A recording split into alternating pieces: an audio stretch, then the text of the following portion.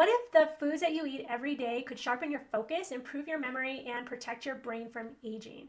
Superfoods are nature's powerhouses packed with nutrients that can elevate your brain health and performance. And today we are going to uncover the best superfoods for your brain and how they work to keep your mind sharp and thriving. If you are new here, my name is 𝐬𝐮𝐬𝐫𝐞, and I help you optimize your brain health so you can feel calm, focused, and productive every day.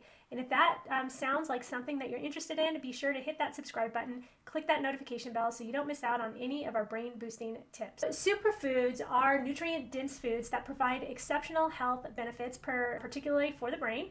They are rich in antioxidants, vitamins, minerals, healthy fats, all that combat oxidative stress, which is a key contributor to brain aging and cognitive decline.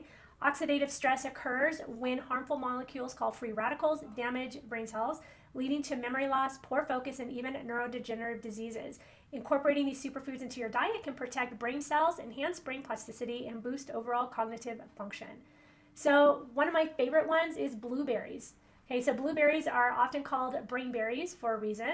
They are small, but they are mighty fruits, and they are loaded with antioxidants, particularly flavonoids, which help combat oxidative stress and inflammation in the brain.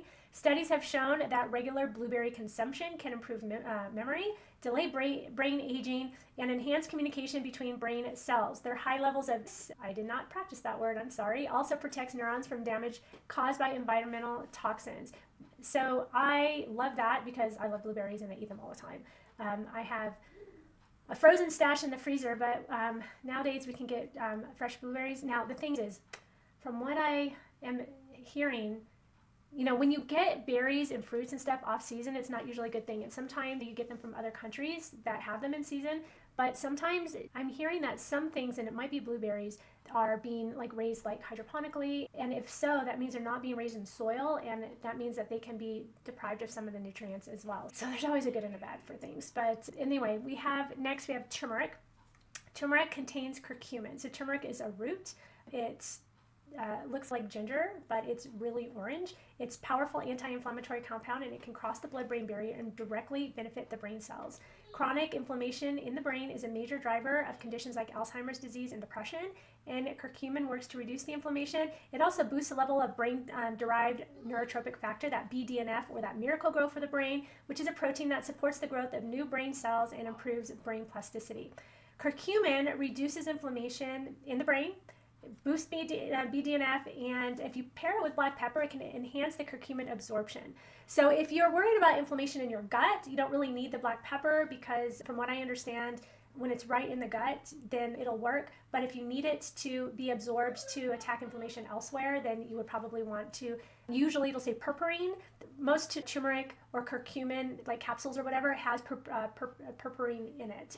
And also, one thing that you need to know, that whenever you're taking like something like a food or an herb, and you're doing it because you have, let's say, some kind of a condition, and let's say in this case brain fog or whatever, you want to be taking them in therapeutic doses. So the back of the bottle doesn't usually have the therapeutic dose. It'll just have the recommended daily or whatever, the recommended thing on it. But a therapeutic dose is usually much higher. And if it's a food or an herb, Dr. Christopher, who passed away a long time ago, but he was a very beloved herbalist, and he always said the mistake that most people make is they do not match the dosing of the herb to the severity of the condition.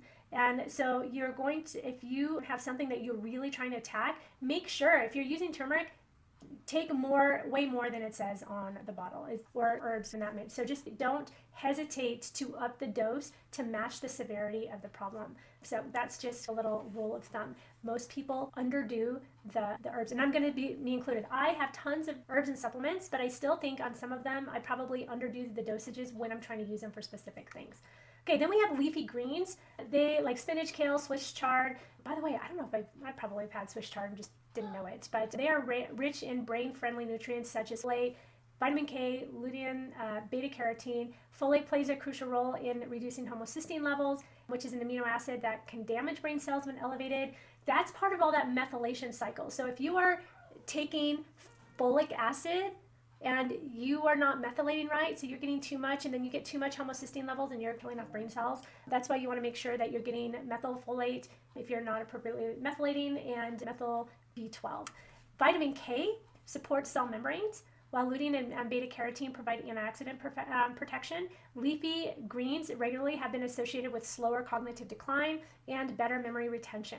Folate reduces harmful homocysteine levels, protecting brain cells. Vitamin K supports brain cell membranes and neural health. It incorporates leafy greens into salads, smoothies, or stir fries for a nutrient boost.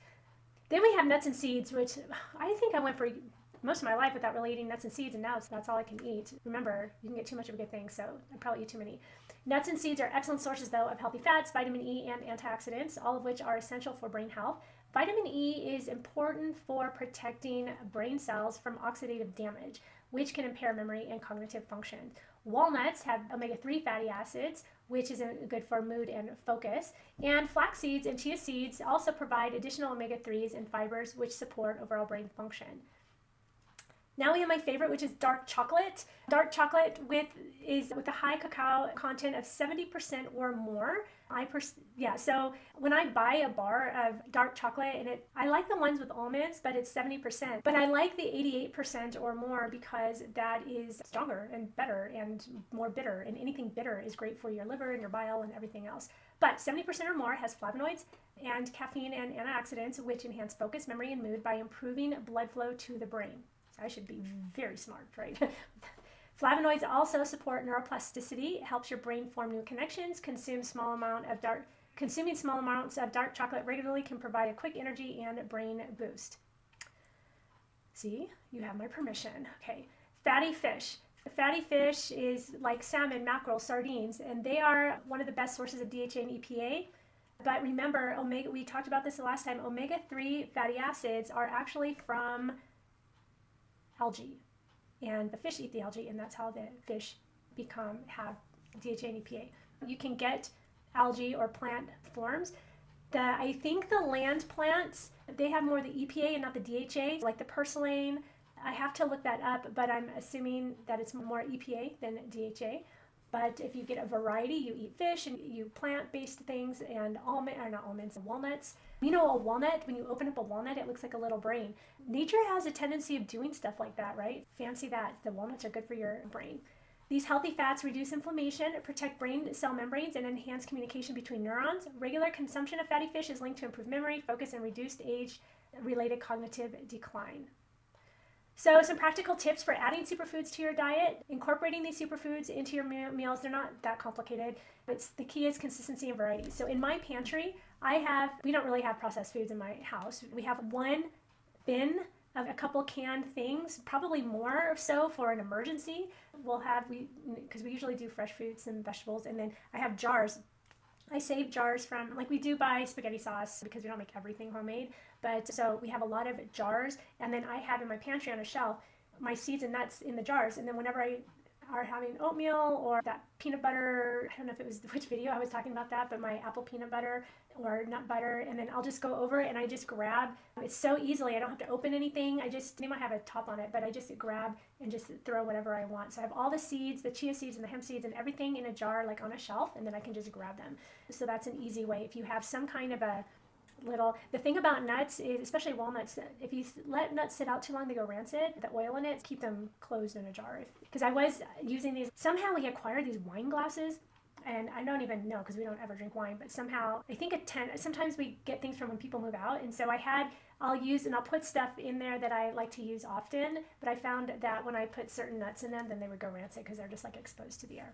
But start your day with a smoothie packed with blueberries, spinach, and flax seeds. Add sprinkle of turmeric to soups, teas, or roasted vegetables. Snack on a handful of walnuts or a piece of dark chocolate for an energy boost, or include a serving of fatty fish in your weekly meal planning for omega-3 support. And I've recorded enough of these videos today that have told me to put fatty fish into my food that I think tonight I'm going to eat some fish because I think that's what I need.